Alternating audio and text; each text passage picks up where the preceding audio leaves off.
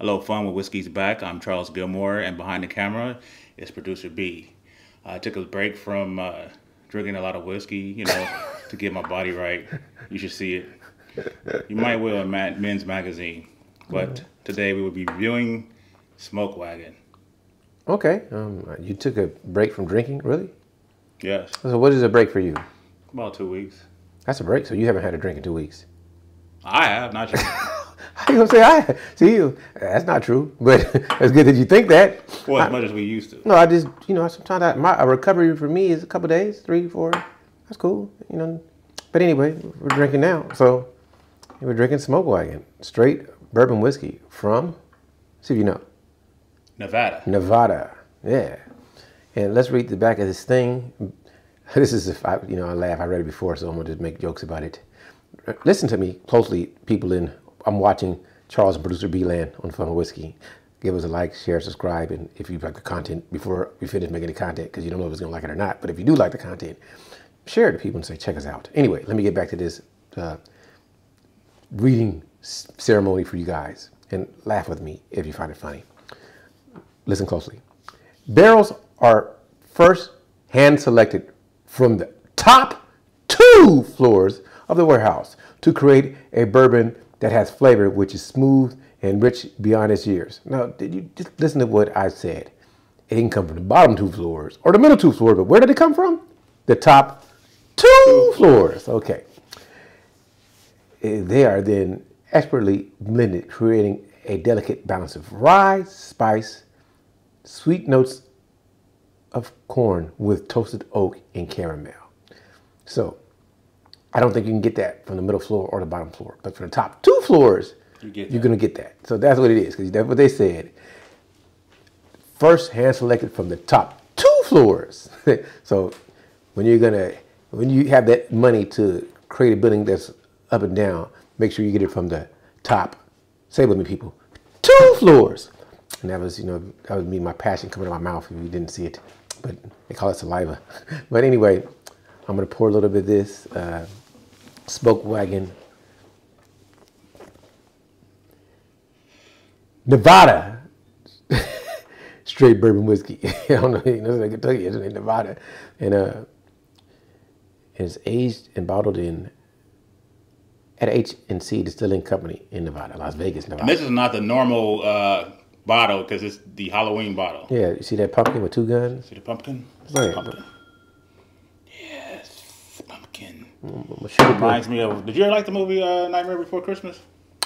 Yeah, I don't like. I don't say love it. I like the way it looked, but I got to go back and revisit it to really understand the whole story of it, because the aesthetic off the chain, but the story is not memorable in my brain, so I had to watch it again. What's this? He like Christmas, but he's supposed to be a Halloween person. Yeah. So I got to check it out. Yeah. He didn't want to be just stuck. Yes, I understand that. So this is 46.25% alcohol. It's 92 proof. And yeah, we're gonna go in for the winter. But go ahead and talk about this thing, Jack, Pumpkin Jack or something. Yes. It's not a pop that time, but it's cool. You think he'll like Smoke Wagon? Okay, I was waiting for the slide. Jack with her pumpkin Jack. I think he'll like Smoke Wagon. Yeah. Like. And the dog Zero.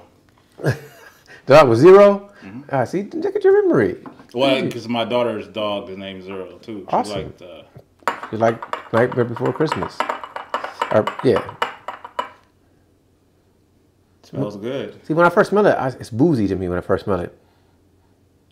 Maybe it's your glass.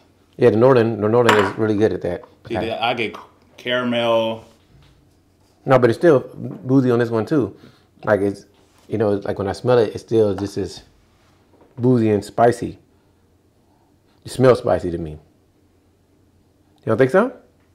Yeah. Like maybe that's but I get more, from me. Brown sugar, caramel, yeah. Get the spices. Yeah. That's what I get. It smells really good to me. It smells good. Now, see, sometimes I want to just pour way, way more just to see if I get more of the aroma. But it's not overly super, like it's not the colonic like I want to wear on myself, but it smells like more of a dessert. You know what I mean? That's what it's more like. Cotton candy, caramel, that popcorn, kettle corn. Kettle corn. Yeah, yeah. Let's dive in. Cheers, bro.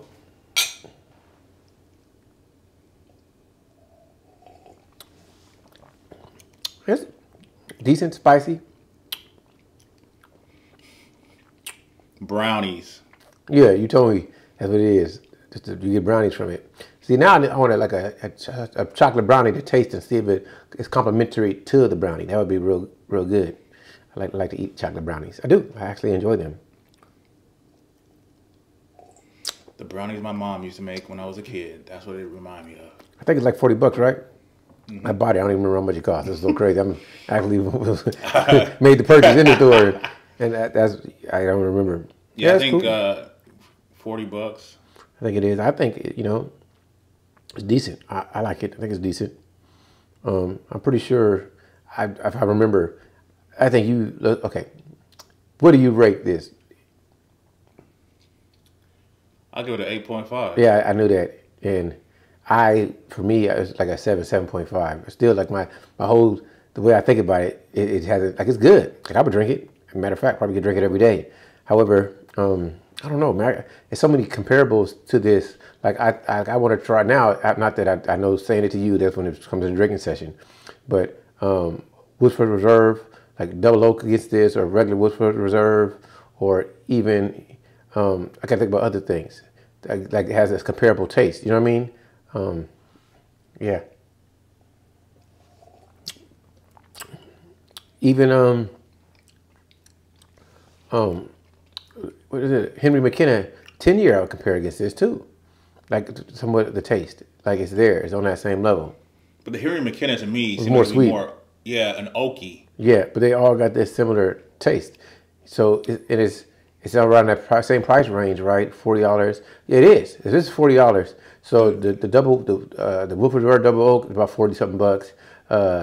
Henry McKenna 10 years about 40 something dollars, can be 40 to 50, but it's normally the 40. So it's comparable price range, and that would be a good comparison. Those three to see which one is better. So the double oak Woodford Reserve versus Smoke Wagon versus Henry McKenna, and which one could I pick them out in a blind test? That would be kind of cool. Like to me, because that's like I can see those. Like I kind of see those flavors like these kind of comparable. You know what I mean?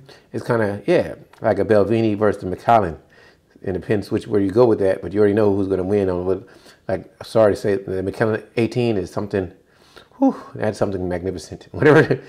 Sometimes you think that the money ain't it, but man, that Johnny Walker Blue Label is nothing quite. It's fantastic for it's like what's his name? I don't know if people watch like Comic Explain, but and he said that if you watch Comic Explain, so it's like so it's like I'm joking.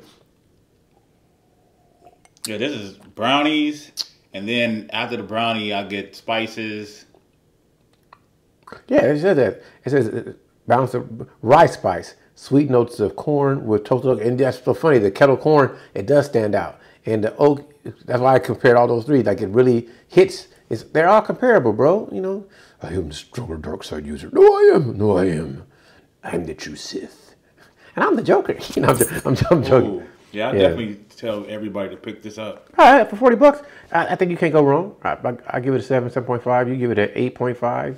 Yeah, and I definitely want to try the unfiltered ones. They got a. I wonder if they got a barrel proof. I think it would change it. But I'm telling you, that's what we need to compare: double oaked versus this and Henry McKenna, because Henry McKenna is killing. It's good. Like, if I didn't have other things to do, and it was just like I got a couple of days to recover and keep drinking, then I would just let it go. But nah. I would love to share this with Pumpkin Jack and Zero. I would like it. Oh. Yeah, it's good. I think it's good. I'm not gonna revive. You remember Oogie Boogie from? No. I have Oogie Boogie. I believe you. Oogity Boogity? I think it's an Oogie Boogie. It was like a sack full of bugs, and he was dancing. So what's your favorite Halloween type movie? Not horror, or like, because you don't say horror, but just Halloween themed movie. And you know what's so funny?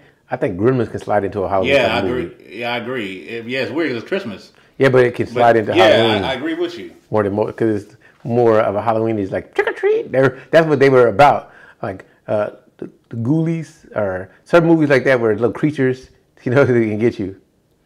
Let's see, Halloween movie. Okay, Trick or Treat. I thought that the movie Trick or Treat, it was an anthology, was really good. That's a movie that I watch every year since I gotta watch it. But a lot of like people always want to equate horror to Halloween, where it's not always. It shouldn't be like, but it's not the same. Like it can be scary. It should be more scary than horror. It should be more or pranky than horror. That's my opinion. Like, yeah. I'm about to say, because sometimes we think about Halloween, Dracula, but because everybody was dressed as Dracula at Halloween, so I think about Dracula movies, but like they're not really Halloween movies, because you know, like Fright Night can be a Halloween movie like that. That because you know you go to the house. Yeah, oh man, I used to love Fright Night. I mean, used to. I still love it. But yeah. What about the remake? I thought it was decent. Mm-hmm. I didn't hate it. It was more scary than funny compared to the first one. Was more funny than scary. Well, see, me, I was a kid when the first one came out, and I had a weird neighbor, so I was like, man, he might be a vampire. Yeah, I had to go over there and end him. It's like, but then I could be the villain in that story, though, like, right? Like American Werewolf in London was scary, but it was like the perfect mixture of funny and scary, where you couldn't even like you were scared, but it was the humor was put in there at the right time. I didn't mean to call you Lethal Jack. You know that it was done perfect as far as mixing feeling empathy for the character, still laughing at the movie, and still being scared. It was like the best I've seen at that. I agree with you 100%. And I've seen a lot of comedy horror films, but I think that American Werewolf in London did it the best. It's because it's funny and it's creepy, and still to this day, I think it's the best transformation scene ever of a dude turning into a werewolf, and it hurting like. Wow! Make you not want to do it. Yeah, like you wouldn't want to do it. Like sometimes some werewolves, you'd be like, okay, you feel empathy for him, yeah. Like a mug. Like, you know, because it's your body changing. You know what I'm saying? Yeah. So, like a muggle funner. You felt a lot of empathy for him, like a muggle funner. Woo! Snappers. Like, what are you talking about, snappers? I can say, sheesh, tea. Sheesh. He was going through some pain. You get it? Yeah. See, I tell you, you replace certain words with other words, and they still mean the same thing. But because if I say, I don't give a fun, you don't get offended when I say that. Man, I'm going to get funned up. Another thing that I'm going to get funned up tonight. You can say, eventually, would he get used to that pain? If you keep on doing it, would that pain become, you get used to the transformation? Nah, you'll never get used to it, because it's like he forgets. It's so painful that you forget it happened. You know what I mean? Because the next day, you don't even remember. You remember the situation. Oh my God, I forgot. Like you remember, then you forget. You know another funny, scary horror type book? I don't know if it's horror really. Scream. The first Scream was funny and scary, but it's more funny because the whole, like, you know what I'm talking about? Yeah, that was funny. That was funny. I even like the American Werewolf in Paris. I did too. A lot of people hate it. I did. I think it had good scenes. It was good. Yeah, certain scenes. I can see why. And the chick was beautiful. Yeah. She was gorgeous. Just like you sent me the chick from Flash Gordon. Absolutely gorgeous. She was like whiskey, I'm pretty sure. And to this day, gorgeous. Yes. To this day. Sorry we went on there, but she's just beautiful. If you watch Flash Gordon, 1980, look her up. This is one I think is. Princess Alluring. I got a film that you need to watch. I think we talked about it before in another video. She was in, and it's really good. It was kind of seemed like it was what's that one movie? American Pie. Not American Pie, but American Beauty. Mm-hmm. Kind of took some things from this movie what the girl was in. I hear you. Well, for the people, this is the October Halloween time. Hope you guys are enjoying this season. If you do, if it's blasphemy, no. It's just the wicked things. Wicked things comes this way. Well, if that's how you feel, I pray for you. Hope that you will stay blessed and positive. And for the people that like Halloween, happy Halloween time for you. All right, I'm gonna just finish this off. Eat some candy corn.